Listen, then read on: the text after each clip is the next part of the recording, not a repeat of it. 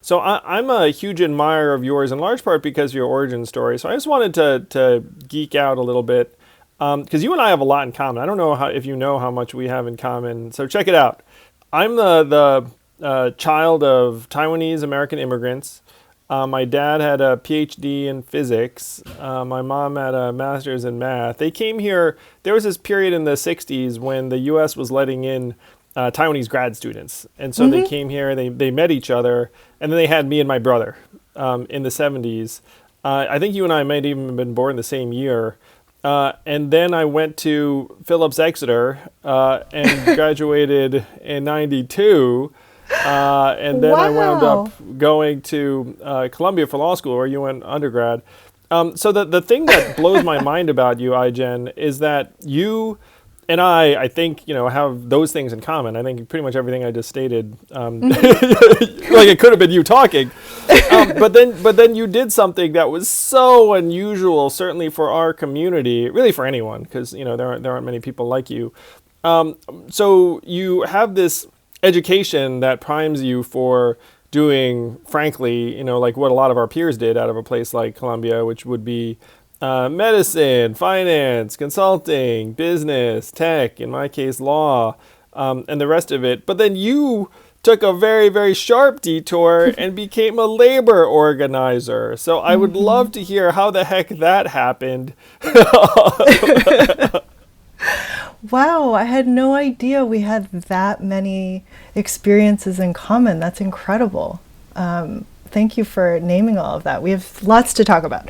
But in terms of how I became a labor organizer, when I was in college at Columbia, one of the reasons why I wanted to go to Columbia was it was in New York City, and the city and its energy and its diversity and communities and the size of the Asian immigrant community in New York were some of the reasons why I wanted to be there. And I started volunteering at a domestic violence shelter for Asian immigrant women.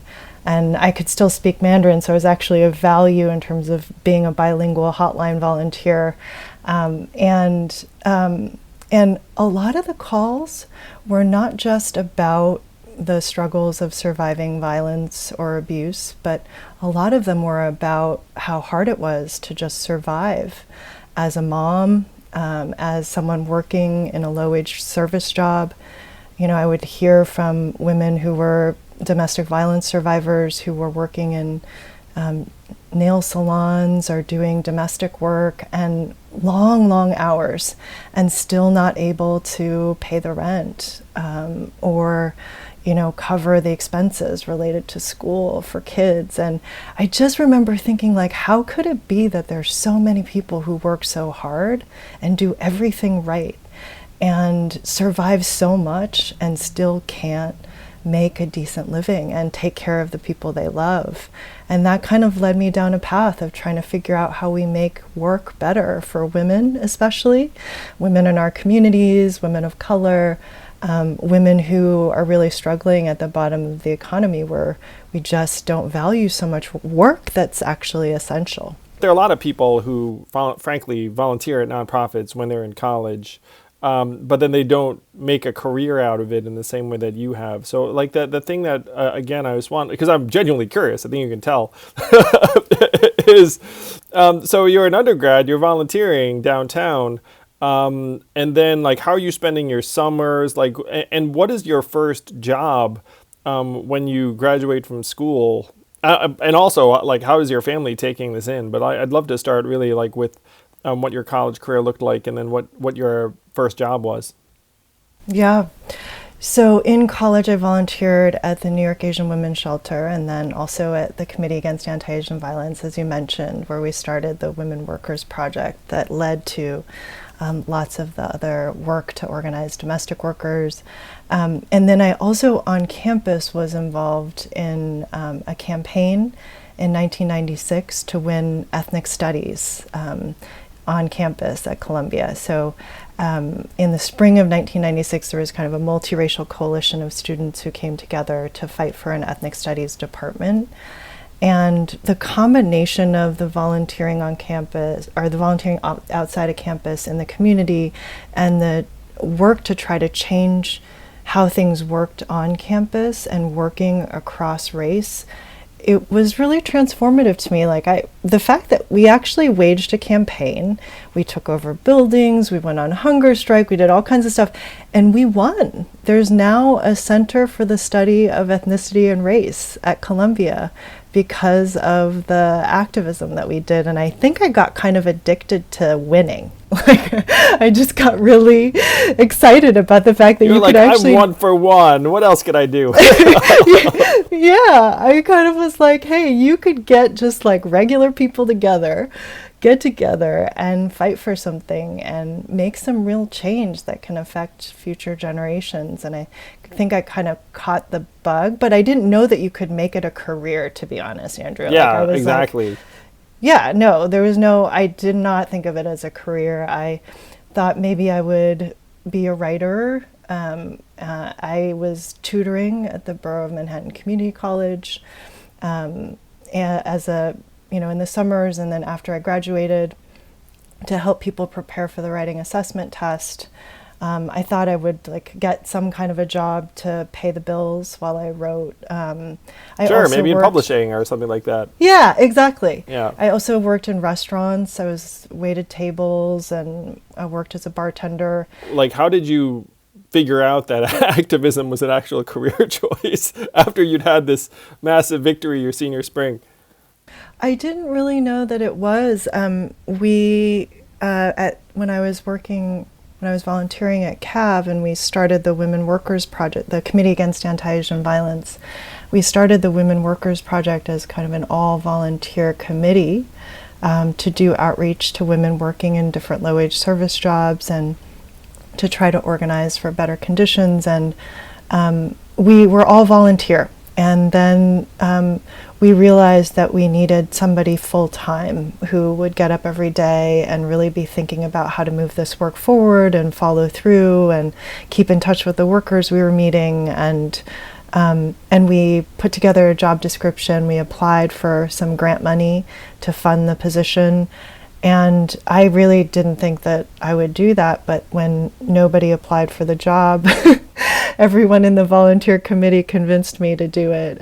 So I started out doing it part-time for a while, and then it became full-time. And I think what I'll say is that even then, I didn't think of it as my life's path. I think I followed the women that I met and organized with along the way, and was so moved by the incredible courage and resilience of the women that I would meet in the work, and I just kind of took their lead and kept going, and we would win along the way, and that also kept me going.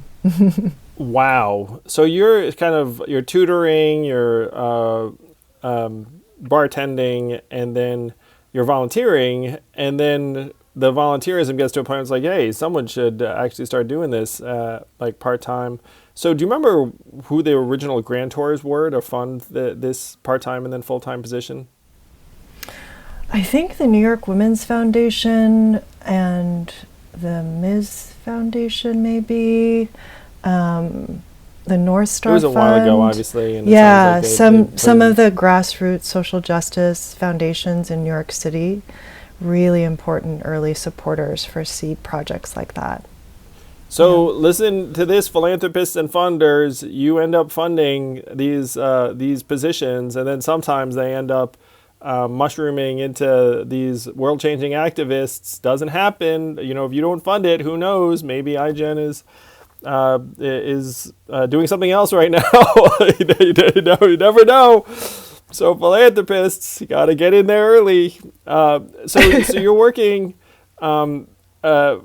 eventually a full-time role for CAV, and then you wound up transitioning into starting your own or organizing really domestic workers and starting an organization to that effect.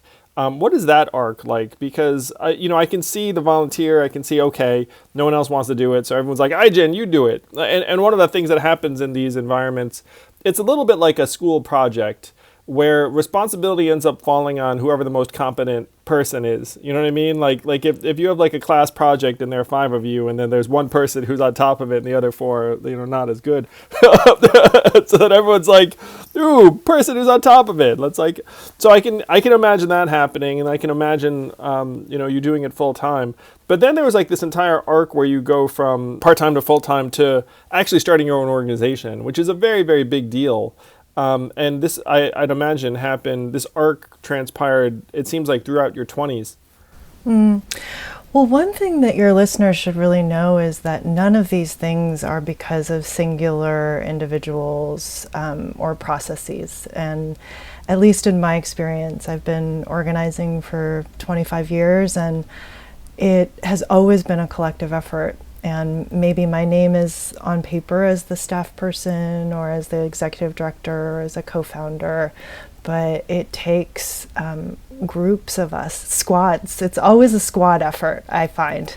And I'm sure you found this too with your campaign, Andrew. It's like, it took there was just like an essential core group every time to really take the work to the next level. And that's really, I think, the story of the domestic workers movement that I've been a part of. It was like a group of Filipino domestic workers who decided to take the project multiracial, and then a group of Caribbean women who decide to really expand, strengthen the work in New York City together with Filipinas and South Asian women and Latina workers, and then a group of New York workers then get together with a group of workers from LA, DC, Seattle, San Francisco, and then we launched the National Alliance. We had 50 co-founders of the National Alliance in 2007, and then a group of us, in the domestic workers movement. After the 2016 elections, a bunch of domestic workers said, we need an advocacy platform. We have to be able to use every tool at our disposal to make this democracy, to save our democracy, and to make it work for us.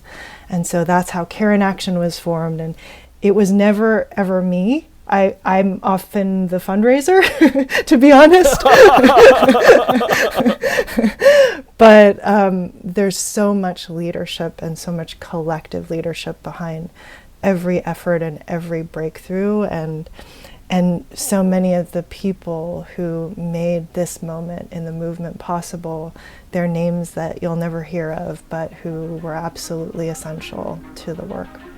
Thank you for listening in. I hope you enjoyed this conversation. If you did, please do subscribe to Yang Speaks and click on notifications so we can let you know every time we have a new episode.